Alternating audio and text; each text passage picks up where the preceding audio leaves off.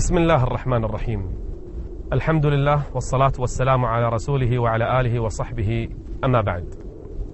أيها الإخوة والأخوات، السلام عليكم ورحمة الله وبركاته. أهلا وسهلا بكم في حلقات مع الحبيب صلى الله عليه وآله وسلم. نتحدث عن خير البشر، عن سيد ولد آدم يوم القيامة ولا فخر. نتكلم عن الشفيع صاحب الشفاعة الكبرى يوم القيامة.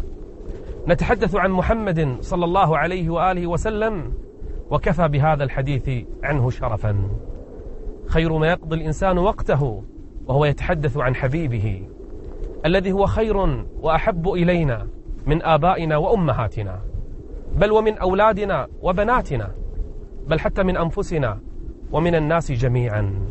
نتحدث عن الحبيب من ولادته إلى وفاته صلى الله عليه وآله وسلم، إلى وفاته أعظم مصيبة مرت على هذه الأمة.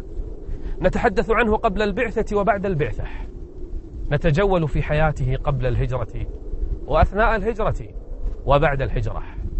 نتحدث عن النبي محمد صلى الله عليه وآله وسلم في جهاده للأعداء، كيف كان أشجع الناس وكان يتقدم الناس في المعارك، وكيف كان حليما مع من خالفه ومن عاداه.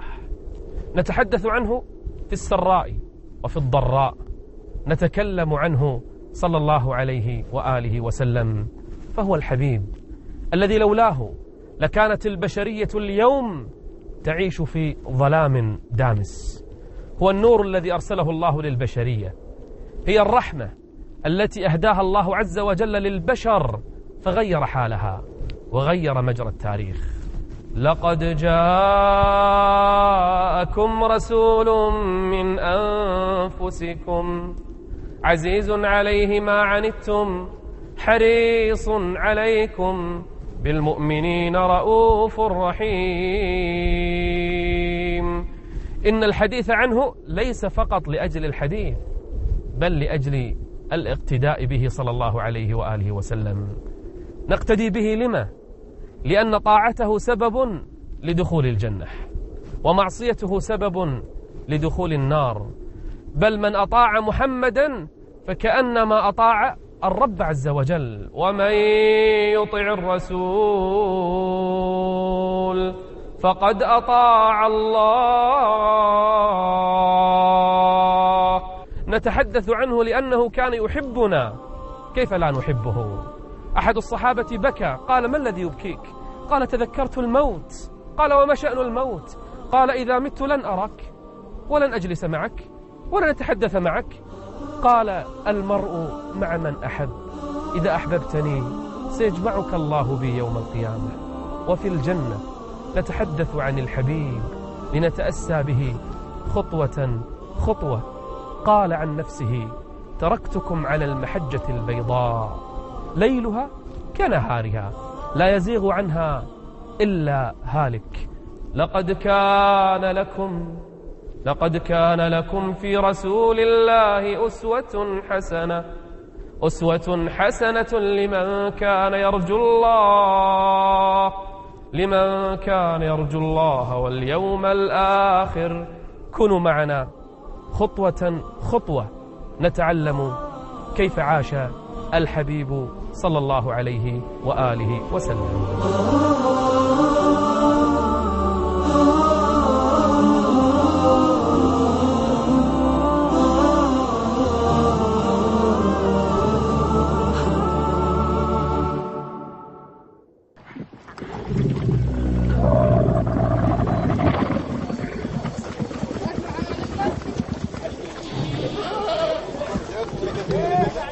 قبل أن نبدأ مع الحبيب صلى الله عليه وآله وسلم، لابد أن نأخذ لمحة عن الحياة في الجزيرة العربية وعن حال العرب فيها، دينهم، حياتهم الاجتماعية، وضعهم السياسي، كيف كانوا يعيشون في تلك الجزيرة. أصل العرب كما قيل من قحطان، وكلنا يذكر في قصص الأنبياء لما عاش إسماعيل عليه السلام ابن الخليل إبراهيم عليه السلام في مكة، تزوج امرأة جرهمية، من جرهم، وجرهم ابن قحطان، فأصل العرب يرجع إلى قحطان وإسماعيل عليه السلام. عاش العرب في الجزيرة العربية زمنا طويلا على توحيد الله جل وعلا، يعبدون الله، يطوفون بالبيت، يحجون لله جل وعلا، دينهم التوحيد، عرب ويدينون بدين الله جل وعلا. حتى حصل أمر تسبب به رجل واحد، من؟ إنه عمرو بن لحي. خرج من مكة، كانت مكة على التوحيد، قاصدا الشام وبالتحديد البلقاء، فوجد فيها قوما يسمون العماليق، ووجدهم يعبدون أصناما، فاستغرب: ما هذا الذي تفعلون؟ قالوا: هذه أصنام. قال: ما تصنعون لها؟ قالوا: نعبدها. قال: ولم؟ قالوا له: نستنصرها فتنصرنا، ونستمطرها فتمطرنا. قال: هذه تمطركم؟ هذه تنصركم؟ قالوا: نعم، جربناها سنين طويلة. قال: هل تعطوني منها؟ فأعطوه صنما، فأخذ صنما معه عمرو بن لحي، أخذ صنما من الشام وذهب به إلى مكة. استغرب أهل مكة: ما هذا الذي تفعل يا عمرو؟ قال: هذا صنم جئت به من الشام، نعبده، نستمطره فيمطرنا، ونستنصره فينصرنا. ماذا؟ صنم يمطركم وينصركم؟ قال: نعم. فإذا به يقنع أهل قريش، وكانوا على التوحيد، واقتنعت القبائل حوله فصنعت أصناما، وكل منها عبد من دون الله جل وعلا. حتى التلبية التي كانت لبيك اللهم لبيك، لبيك لا شريك لك لبيك، كانت العرب تحج إلى البيت وتلبي، غيروا حتى التلبية. الشيطان أدخل عليهم عبادة الأصنام بسبب عمرو، وغير حتى التلبية، فكانوا يقولون: لبيك اللهم لبيك، لبيك لا شريك لك لبيك، إلا شريكا هو لك تملكه وما ملك. بدأوا بالتوحيد وختموا بالشرك. فقال الله عز وجل فيهم، قال الله جل وعلا فيهم: وما يؤمن أكثرهم بالله، وما يؤمن أكثرهم بالله إلا وهم مشركون. نعم، دب الشرك بينهم، انتشر الشرك بين العرب، كانوا على التوحيد، لكن بدأت الأصنام تنتشر بسبب من؟ بسبب رجل واحد اسمه عمرو بن لحي، أدخل الشرك في جزيرة العرب، ورآه نبينا صلى الله عليه وآله وسلم يجر في النار بسبب إدخاله الشرك للعرب وإلى جزيرة العرب.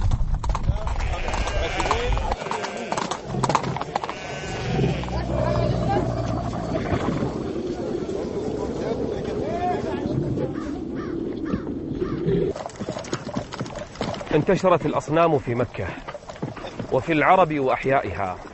كان هناك رجل اسمه إساف، وامرأة اسمها نائلة من قبيلة جرهم، فعل الفاحشة في جوف الكعبة، فمسخهما الرب عز وجل حجرين، فجعلت قريش لها صنمين يعبدانهما من دون الله عز وجل، عبد مع أن الله عز وجل عذبهما.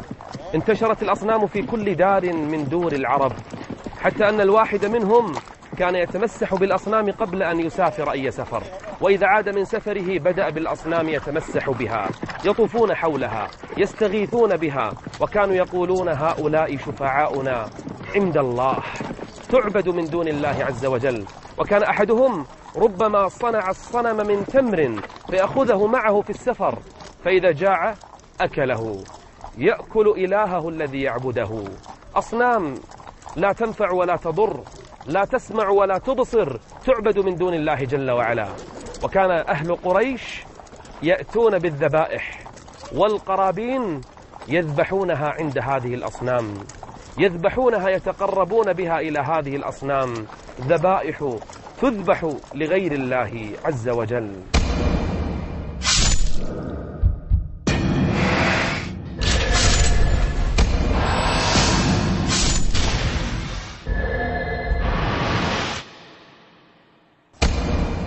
وكانوا لجهلهم يذبحون الذبائح، يقولون هذه لله كما يزعمون، وهذه لأصنامنا وآلهتنا، فما كان لله فهو يصل إلى شركائهم. وقالوا هذه لله بزعمهم وهذه لشركائنا، فما كان لشركائهم فلا يصل إلى الله، وما كان لله فهو يصل إلى شركائهم. هكذا كانوا يصنعون كفار قريش، بل العرب بدأت تكثر من صناعة وعبادة الأصنام، بل وجعلوا لهم بيوتا طواغيت يطاف حولها غير الكعبة. فهذه اللات عبدتها ثقيف وجعلت عليها السدنة والحجاب، تقرب إليها القرابين وتزار وتشد إليها الرحال. اللات في ثقيف، ومنات عند الأوس والخزرج في يثرب، وكذلك العزى في منطقة تسمى نخلة، هذه التي حكى الله عنها: أفرأيتم اللات والعزى ومناة الثالثة الأخرى ألكم الذكر وله الأنثى تلك إذا قسمة ضيزى إن هي إلا أسماء سموها بأسماء وعبدوها من دون الله جل وعلا. هكذا انتشر الشرك، والشيطان يؤزهم أزا، فالشيطان أغلى غاية عنده أن ينشر الشرك في الأرض. الذبح لغير الله، دعاء غير الله، الطواف بغير الكعبة، العبادة لغير الله، السجود لغير الله، والركوع لغير الله جل وعلا، هذه انتشرت في مكة وما حولها من البلاد. وإذا بالشيطان يعشعش في بيوتهم وفي أسواقهم وفي نواديهم.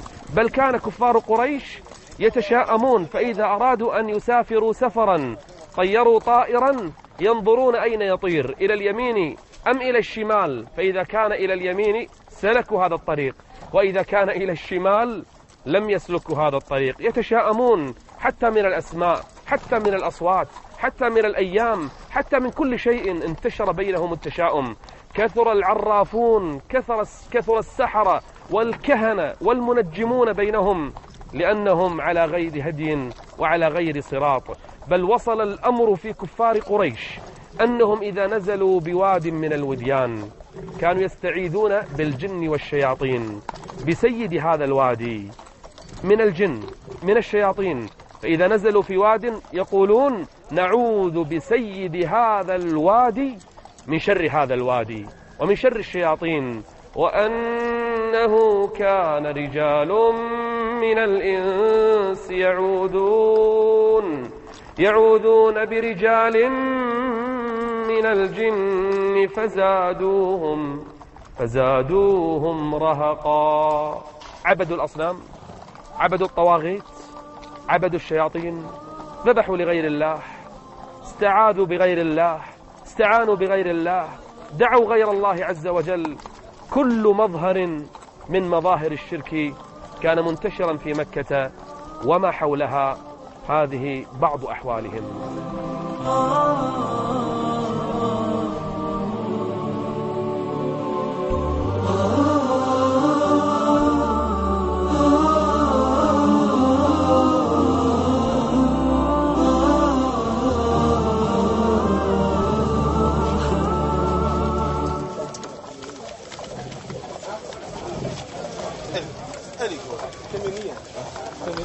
كانت العرب تعيش حياة جاهلية، حياة تعيسة على كل المستويات. أما الحياة الدينية كما ذكرنا فكانت تعبد الأصنام، بل كانوا ينسبون الشرك وعبادة الأصنام والاستقسام بالأزلام إلى إبراهيم الخليل عليه السلام وإلى ابنه إسماعيل عليه السلام، وكانوا يعلقون صورتيهما داخل الكعبة يستقسمان بالأزلام. بل كانت قريش وسائر العرب تعيش حياة تحرم الحلال وتحلل الحرام اتباعا للشياطين. حتى الناقة التي تلد 10 من البنات سيبوها وحرموها، حتى أنزل الرب عز وجل ما جعل الله من بحيرة ولا سائبة ولا وصيلة ولا حام. هذه أنواع من الإبل كانوا يقطعون آذانها، وكانوا يسيبونها ويقلدونها ويضعون عليها علامات فلا تؤكل ولا تمس ولا تقرب. من الذي حرمها عليهم؟ الشياطين. ولكن الذين كفروا يفترون على الله الكذب. وهكذا حرمت عليهم الشياطين أشياء ما حرمها الرب عليهم، وأحلت لهم الشياطين أشياء حرمها الرب عز وجل عليهم. أما اليهود والنصارى فلم يكونوا أحسن حالا. اليهود لم يكن همهم إلا جمع الأموال والسلاح وإثارة الحروب بين الناس والترأس عليهم. وهكذا حال النصارى، لهم رهبان يحلون لهم الحرام فيحلونه، ويحرمون عليهم الحلال فيحرمونه. تلك عبادتهم. هكذا كانت الحياة. بل إن القبائل بينها وبين بعض كانت تتقاتل على أتفه الأسباب. ربما ناقة رعت في أرض ليست لها قامت بينهم حروب لسنوات طوال، وربما لسبب أتفه من هذا قامت بين القبائل حروب ومعارك طاحنة راحت من أجلها نفوس وأزهقت أرواح. هكذا كانت تعيش العرب. أما الزنا، أما العفة، فقد كانت في طبة الأشراف فقط. أما أوساط الناس فالزنا عندهم مباح. وكان عندهم النكاح 4 أنواع. النوع الأول كنكاح الناس اليوم، المرأة تنكح بوليها بإذن وليها. أما النكاح الثاني فإن الزوج كان يقول لزوجته إذا طهرت اذهبي إلى فلان فاستبضعي منه، أي احملي منه، فتنام معه أياما حتى تحمل، ثم يأتيها زوجها بإذن وأمر زوجها.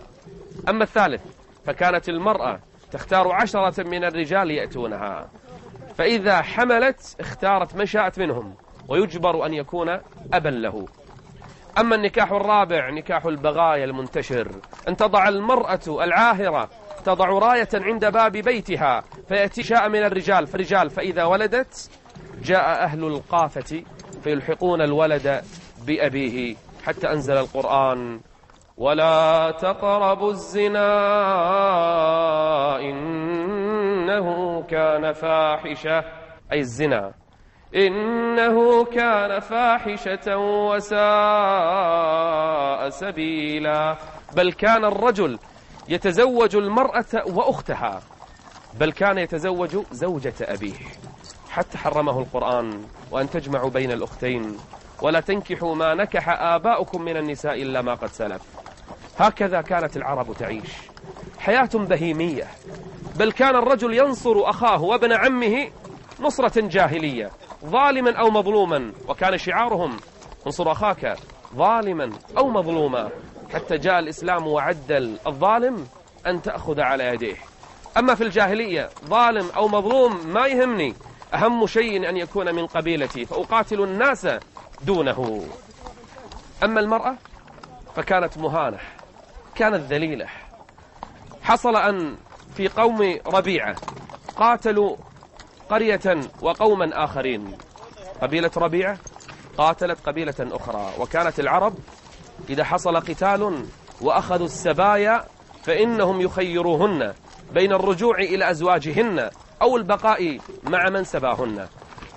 في قوم ربيعة ابنة الحاكم ابنة أمير القبيلة لما خيرت اختارت من سباها، فألحقت العار بأبيها وقومها، فأقسم أبوها أمير القبيلة أنه إذا جاءته بنت أن يقتلها، فجاءه أكثر من 10 بنات فوأدهن جميعهن، فصارت عادة في القبيلة، ثم صارت عادة بين القبائل. انتشرت هذه العادة القبيحة، وأد البنات. وإذا الموءودة سئلت وإذا الموءودة سئلت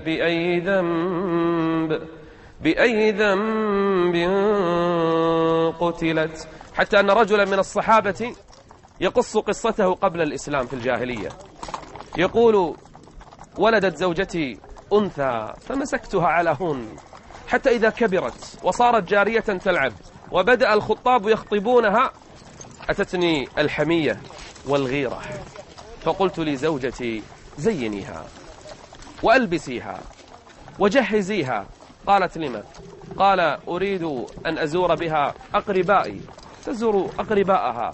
ففرحت زوجته وألبستها وزينت البنت الصغيرة. يقول وأخذت زوجتي علي العهود والمواثيق ألا أمسها بسوء فأعطيتها. يقول فأخذت بنتي الجارية وفي الطريق رأيت بئرا. يقول فنظرت في البئر السحيق ونظرت ابنتي معي. يقول فأحست ابنتي بأمر سوء. يقول فقالت لي ابنتي، قالت لي أسألك بالله يا أبي ألا تخون عهد أمي، ألا تخون أمانة أمي. يقول فلما نظرت إلى وجهها وإلى بكائها رحمتها.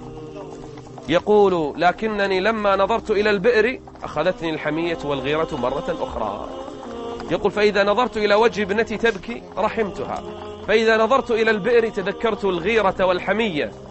يقول فأخذتني الغيرة والحمية فحملت ابنتي ورميتها على رأسها في البئر.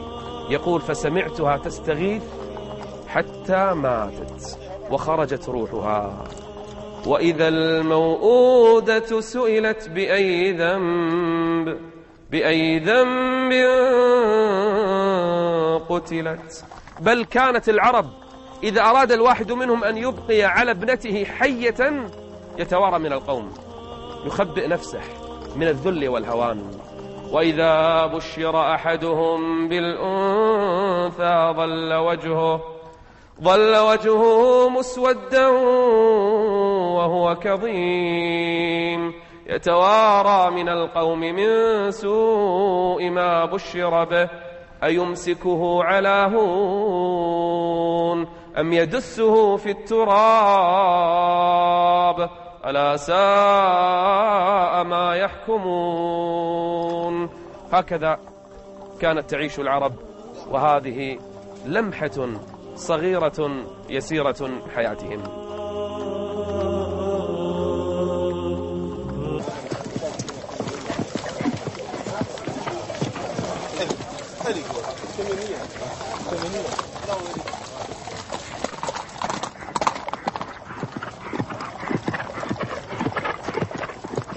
هكذا كانت المرأة مهانة في مكة وما حولها، ليس فقط في الجزيرة العربية بل حتى في الحضارات الأخرى. فلم تكن الروم ولا فارس ولا غيرها من الحضارات تكرم المرأة، وليست بأحسن حالا من جزيرة العرب. كانت المرأة أحيانا إذا توفي زوجها فإن أولاده يرثونها حالها حال الميراث، وكانت تباع وتشترى في الأسواق، جواري يباعن ويشترين. هكذا كان حال المرأة، ذل وهوان، حتى جاء الإسلام وكرمها. كانت تذل إن كانت حرة وتذل إن كانت أمة، في كل أحوالها ذليلة. كانت الخمرة تشتهر في قريش، بل كانوا يشربونها أكثر من شربهم للماء، وهكذا كانوا يسكرون وبعد السكر يفعلون ما يشاءون. هذه حياتهم وهذه أحوالهم حتى جاء الإسلام وحرم الخمر. كانت قريش والعرب والقبائل تعيش حالة من الفوضى، فالحروب الدائمة وسفك الدماء والغصب والاغتصاب والقتل ونهب الأموال، هذه أحوالهم وهذه حياتهم. نظر الله عز وجل إلى أهل الأرض فمقتهم، عربهم وعجمهم، إلا بقايا من أهل الكتاب، إلا بقايا بقوا على التوحيد، نظر الله إليهم نظر الرحمة. هل كانت قريش وما حولها من الأعراب والقبائل لا يمتلكون أخلاقا حميدة؟ بلى، كانوا يتصفون ببعض الأخلاق التي تميزوا بها، وكانوا يعيشون عليها بل يموتون عليها. ولهذا قال نبينا جئت لأتمم مكارم الأخلاق. فكانت هناك بعض الأخلاق من المكارم مثلها، كانوا يتصفون بالكرم، بل كانت العرب تشتهر بالكرم. وكان الرجل ربما لا يملك في بيته إلا ناقة يعيش عليها وعلى لبنها هو وزوجته وأطفاله، ومع هذا كان ربما أتاه الضيف من بعيد لا يعرفه غريبا عنه، ينزل عنده في بيته فيذبح ناقته التي عليها اعتماده وحياته، يذبح ناقته إكراما لضيفه. تميز العرب بالكرم، وقالوا في ذلك الأشعار تلو الأشعار، واشتهر الكرماء من العرب كحاتم الطائي وعبد الله بن جدعان. أما عبد الله بن جدعان فكان يذبح الذبائح الكثيرة إذا جاء الناس للحج، فيطعمهم ويسقيهم ولا يبالي، ينفق من حر ماله فقط لأنه يتصف بصفة الكرم. وكانت قريش تمتاز بعادة اسمها الرفادة، والرفادة أن تذبح الذبائح. وكان يتكفل بهذا الأمر قصي بن كلاب، كان يجمع خرجا أموالا مثل الضريبة من أهل قريش وأهل مكة، يجمعون له الأموال، فإذا جاء الناس في الحج من شتى القبائل والبلاد ذبح لهم الذبائح وصنع لهم الطعام فيأكل الناس بالمجان.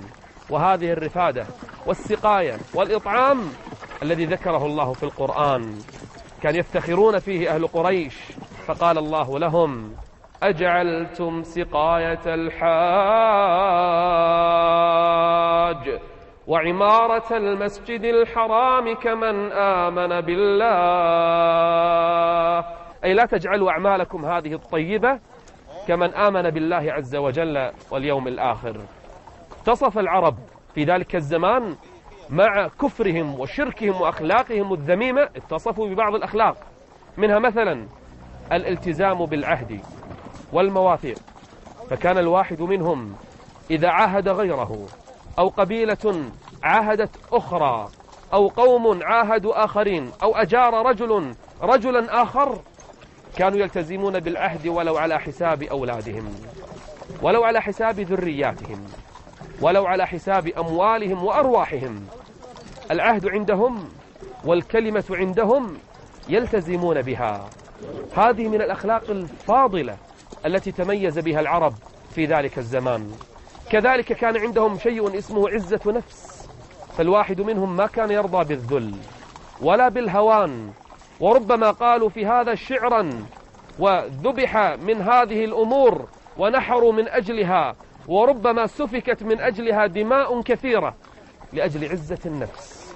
فالعربي لم يكن يرضى أبدا أن يذل ولو على حساب نفسه وأهل بيته وأولاده وأمواله. هذه بعض صفاتهم. وكانت في مكة كما كان سابقا من أيام نبينا إسماعيل عليه السلام، كانت جرهم تحكم هذه البلاد، تحكم مكة، واستمر الحال على هذا زمنا طويلا، إلا أن جرهم تخلت عن الحفاظ على الحرم وهيبة الحرم، فإذا بها تنتهك الحرمات وتفعل المحرمات وتعتدي على المظلوم. فجاءت كنانة وخزاعة، وحصل بينها وبين جرهم مقتلة عظيمة وحرب طاحنة، طردوا على إثرها جرهم من حكم بيت الله الحرام، وحكمت كنانة وخزاعة بلد الله مكة بلد الله الحرام.